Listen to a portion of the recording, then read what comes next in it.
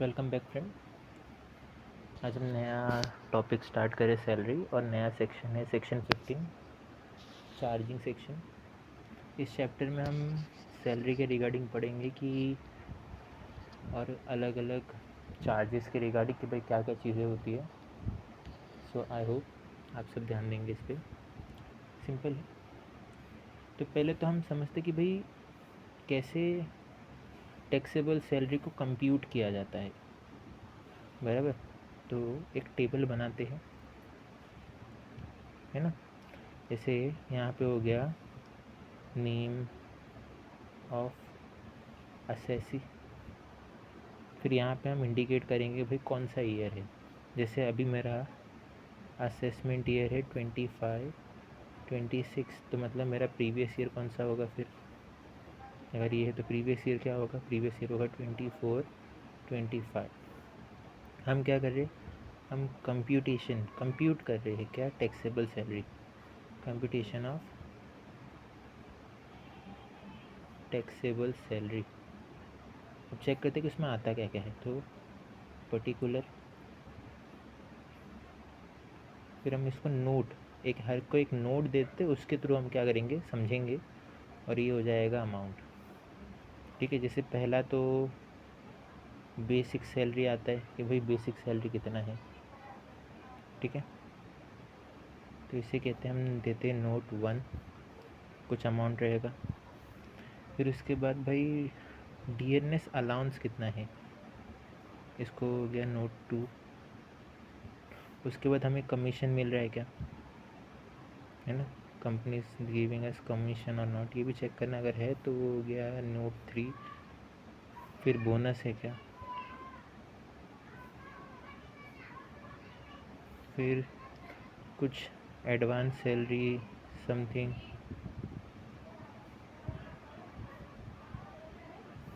फिर ग्रेच्युटी,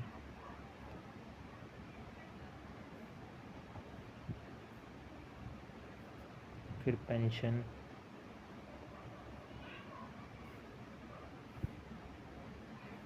फिर leave salary,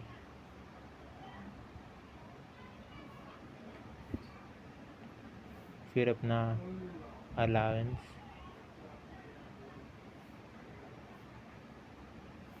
फिर पीएफ प्रोविडेंट फंड,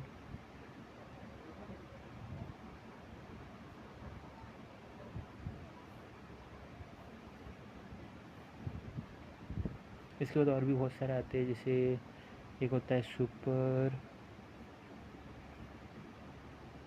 एन्यूटेशन फंड, समझेंगे हम, अभी के लिए सिर्फ नाम याद रखते हैं। ठीक है, समझेंगे, सब समझेंगे। फिर इसके बाद वॉलेंट्री रिटायरमेंट आता है, कंपनसेशन मिलता है वॉलेंट्री रिटायरमेंट पे, जो कंपनसेशन रहेगा। फिर उसके बाद रिट्रेंचमेंट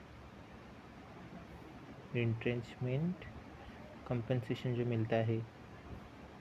ठीक है। फिर उसके बाद कुछ परक्यूजिट मिल रहा है, पर्क मिल रहा है। परक्यूजिट पता है, कुछ एक्स्ट्रा जो है। जब इस सबको मैं ऐड करूँगा तो मुझे क्या मिलेगा, ग्रॉस सैलरी। इन सबको ऐड करने पे क्या मिलेगा, ग्रॉस सैलरी समथिंग, क्या मिलेगा, ग्रॉस सैलरी। अब उस ग्रॉस सैलरी में से डिडक्शंस आएंगे कुछ, जैसे डिडक्शन है अंडर सेक्शन 16 में। डिडक्शन में पहला आता है अपना प्रोफेशनल टैक्स, ओके। फिर दूसरा आता है एंटरटेनमेंट अलाउंस,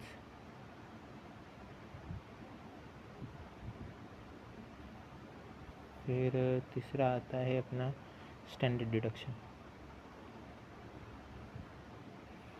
ये है अपना 16(3), ये है अपना 16(2), और ये है अपना 16(AI), बराबर। ये हो गया अपना 15, ये 16, ये 17 का नोट रहेगा। कुछ भाई अमाउंट रहेगा इधर भी। जब इन सब को हो गया तो यहाँ पे मुझे मिलेगा कि भाई नेट टैक्सेबल सैलरी भाई कितनी है, नेट टैक्सेबल सैलरी फिर मेरे को मिलेगा ये डिडक्ट करने के बाद। तो ये एक है अपना कंप्यूटेशन ऑफ सैलरी के लिए एक बेसिक स्ट्रक्चर कि भाई स्टार्ट कहाँ से करना है, basic salary, DA, commission, bonus, advance salary, gratuity, pension, leave, allowance, PF, superannuation fund, voluntary retirement compensation, retrenchment, perquisite, फिर उसमें से माइनस क्या करेंगे, professional tax, entertainment allowance, standard deduction. So in the last we will get our net taxable salary कि भाई ये है मेरी नेट टैक्सेबल सैलरी। अब इस सैलरी से मैं क्या करूँगा, टैक्स कैलकुलेट करूँगा, इस सैलरी से क्या करूँगा, मैं टैक्स कैलकुलेट करूँगा। तो अब क्या करते हैं ना कि हर एक नोट को हम लोग एक एक करके पढ़ते हैं कि भाई हर एक नोट का मतलब क्या है, एक एक एक एक करके क्या करते हैं, समझने का ट्राई करते हैं। तो हम स्टार्ट करते हैं पहला, है ना, नोट 1। क्या है नोट 1, बेसिक सैलरी।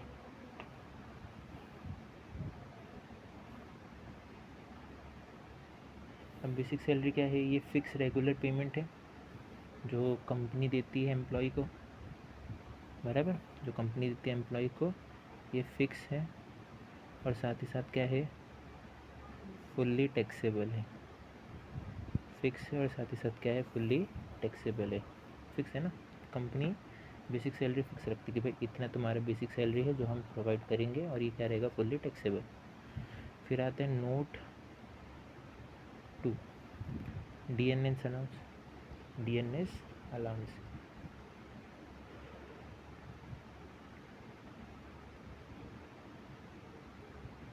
अब डीएनएस अनाउंस क्या है, तो इट इज़ अ पार्ट रहता है ये अपना रिटायरमेंट बेनिफिट कैलकुलेशन का, बराबर।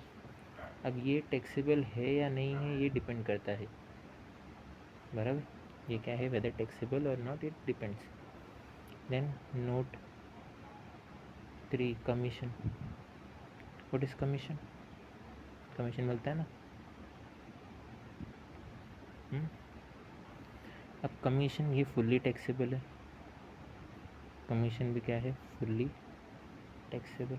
फिर इसके बाद अपने को चौथा क्या आता है, नोट 4 में, बोनस, कंपनी देती है, ये भी फुल्ली टैक्सेबल है, ठीक है, कमीशन हो गया। अच्छा हाँ सॉरी, डीए भी फुल्ली टैक्सेबल है। ये सारे जितने भी अभी तक हमने देखा ना, ये सब फुल्ली टैक्सेबल कंपनी देती है। बेसिक सैलरी फिक्स रहता है, बाकी जो तीनों चीज़ें वो चेंज होती रहती है, लेकिन कितना भी कुछ हो it is taxable. Then note 5, advance salary, advance या फिर एरियर सैलरी मिलता है ना, एरियर सैलरी। अब एडवांस क्या है, एडवांस टैक्सेबल है किस पे, रिसिप्ट के बेसिस पे, advance is taxable on receipt basis, ठीक है ना।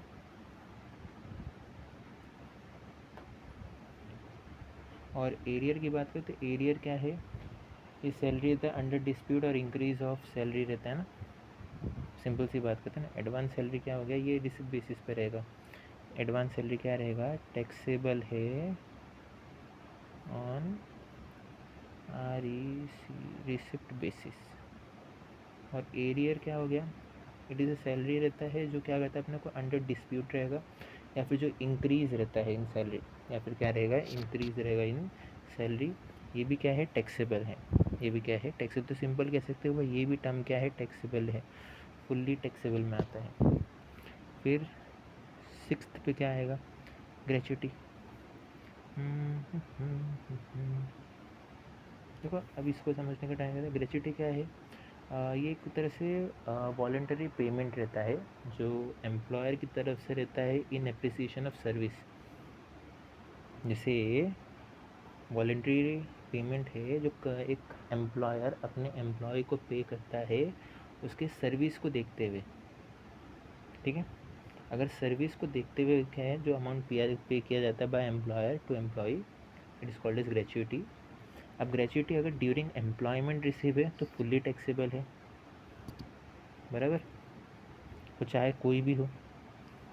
अगर ड्यूरिंग एम्प्लॉयमेंट आ रहा है, ड्यूरिंग एम्प्लॉयमेंट है तो भाई वो फुल्ली टैक्सेबल है, फुल्ली टैक्सेबल। यहाँ पे ये नहीं बोलेंगे कि सर अगर वो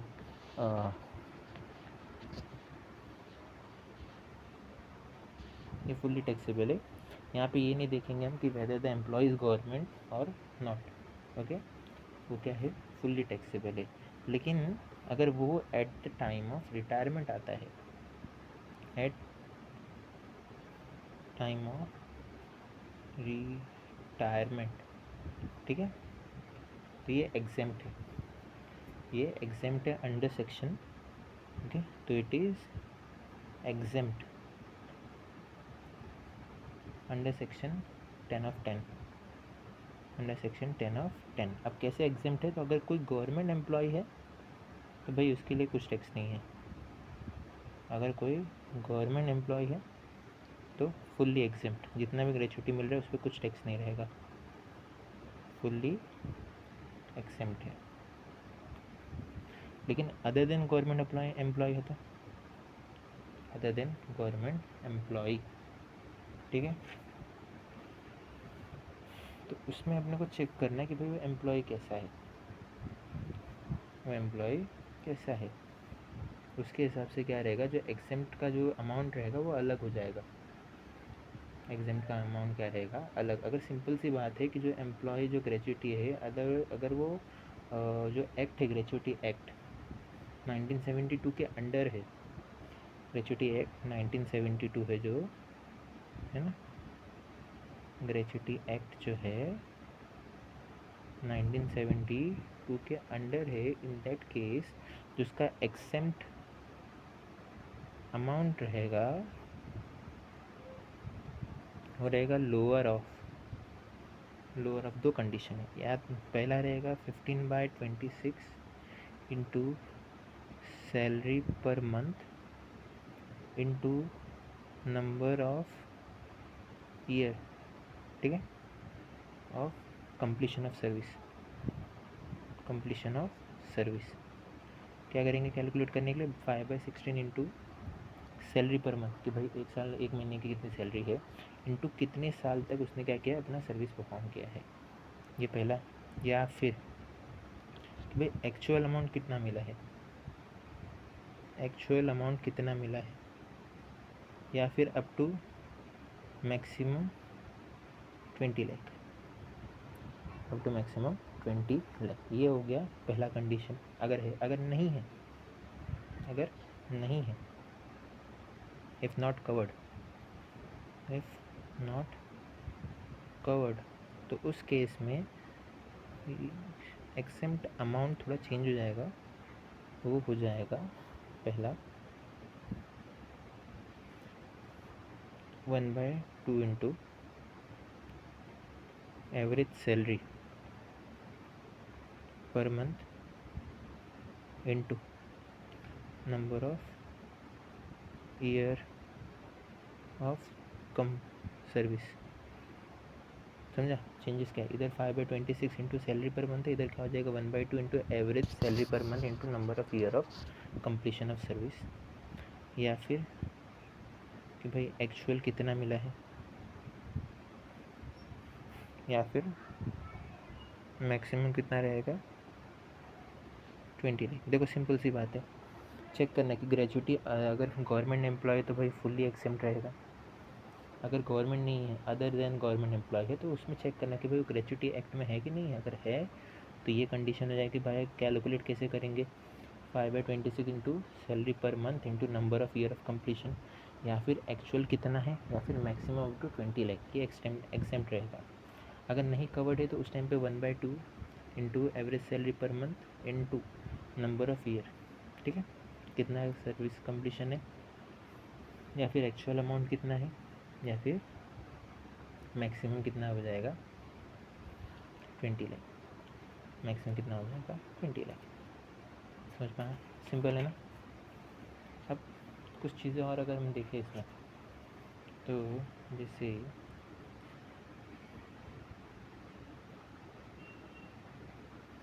सिंपल से तो इसी कह सकते हैं ना कि भाई ग्रेचुइटी मैक्स टू मैक्स कितना तक का रहेगा, 20 लाख।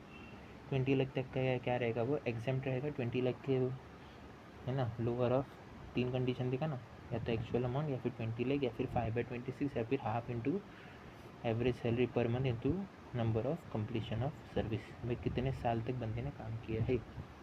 नोट 7, पेंशन की बात करते हैं अभी। अब पेंशन चेक करते कि भाई पेंशन कैसा था, या तो कोई अनकम्यूटेड पर्सन है, अनकम्यूटेड पर्सन है बराबर, तो मंथली पेंशन रहेगा, तो टैक्सेबल है। अगर commuted person, uncommuted pension, commuted pension, एक मिनट। हाँ,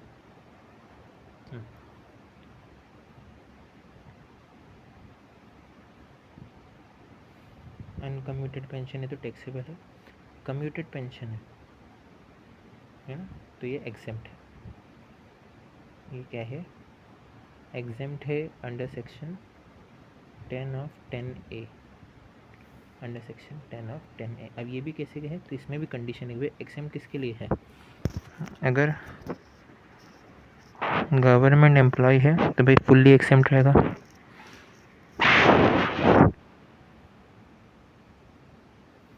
अदर देन गवर्नमेंट एम्प्लॉय है तो उसमें अपने को चेक करना रहेगा अदर एम्प्लॉय, बराबर।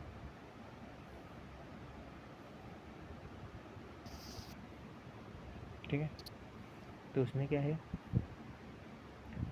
दो कंडीशन आ जाएगा, या तो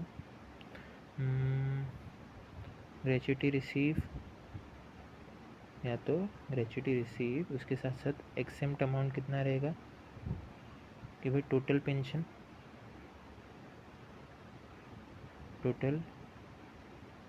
इंटू 1/3, या फिर दूसरा रहेगा कि भाई ग्रेच्युटी रिसीव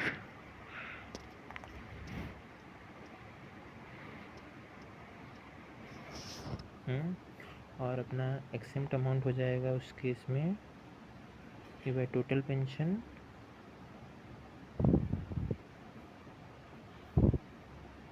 इंटू 1/2।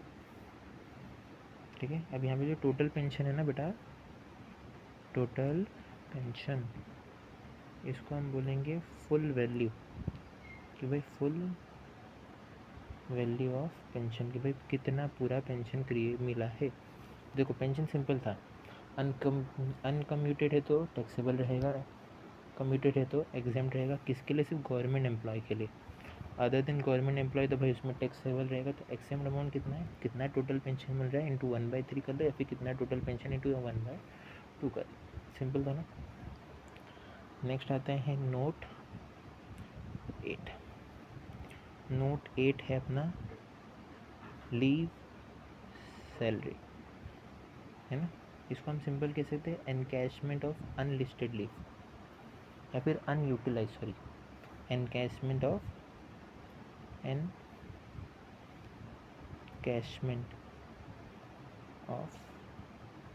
अनयूटिलाइज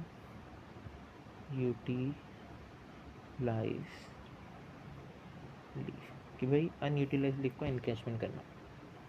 अब बोला कि ये कब है, during employment, fully taxable, during employment है अगर तो टैक्सेबल है भाई, कैसा भी एम्प्लॉय हो, चाहे गवर्नमेंट हो चाहे प्राइवेट हो।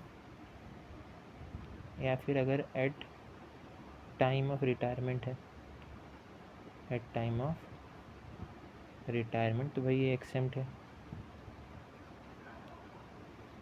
Under section 10 of 10AA। अब वो कैसा है, तो भाई ये same, if you are a government employ and fully exempt, fully exempt. If other than government employ, तो यहाँ पे अपने को कैलकुलेट करना है कि भाई एग्जेम्प्ट अमाउंट कितना रहेगा। तो जो एग्जेम्प्ट अमाउंट रहेगा वो होगा या तो कि भाई leave credit into average salary per month lower of में, या फिर 10 month into average salary per month, या फिर ठीक है एक्चुअल कितना रिसीव हुआ, एक्चुअल अमाउंट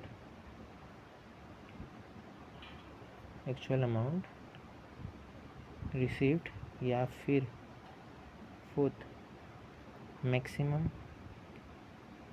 ₹25 लाख। इसमें से जो भी लोअर रहेगा, विच एवर इज लोअर, वो हो जाएगा अपना एग्जेम्प्ट अमाउंट, हो जाएगा अपना एग्जेम्प्ट। सिंपल था ना।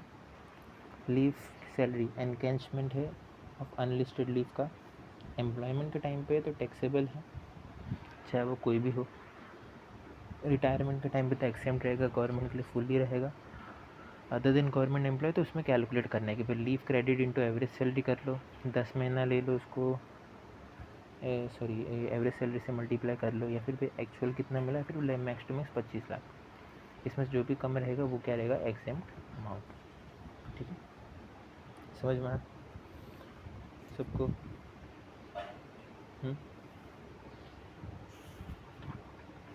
एकदम अच्छे से। भी और भी बाकी है, ऐसा नहीं ख़त्म हो गया है, और भी है। विच एवर इज लोअर, कुछ डाउट इसमें? अब जरा कैलकुलेट करना सीखते कि भाई कैलकुलेट कैसे किया जाता है लीव एनकैशमेंट। तो मान लो कि एवरेज सैलरी पर मंथ कैसे होगा, एवरेज सैलरी पर मंथ है ना, और लास्ट 10 मंथ की बात कर रहे हैं, 10 मंथ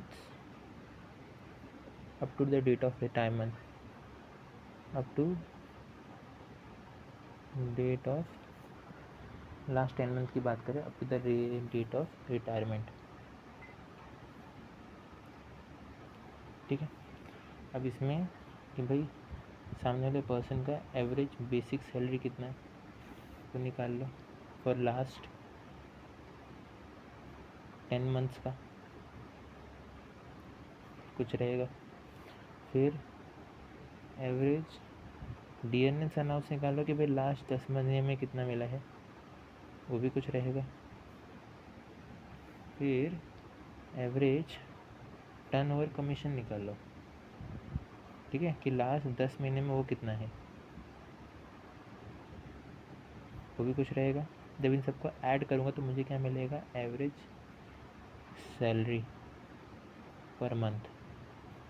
इन सबको ऐड करने में क्या मिलेगा, एवरेज सैलरी पर मंथ। फिर मैं निकालूंगा कि भाई लीव क्रेडिट कितना है, लीव क्रेडिट कितना है, तो वो क्या रहेगा कि भाई लीव अलाउ कितना था, अलाउ कितना था, और भाई उसने लिया कितना अभी तक छुट्टियाँ, छुट्टी अलाउ कितनी थी और छुट्टी उसने लिया कितना है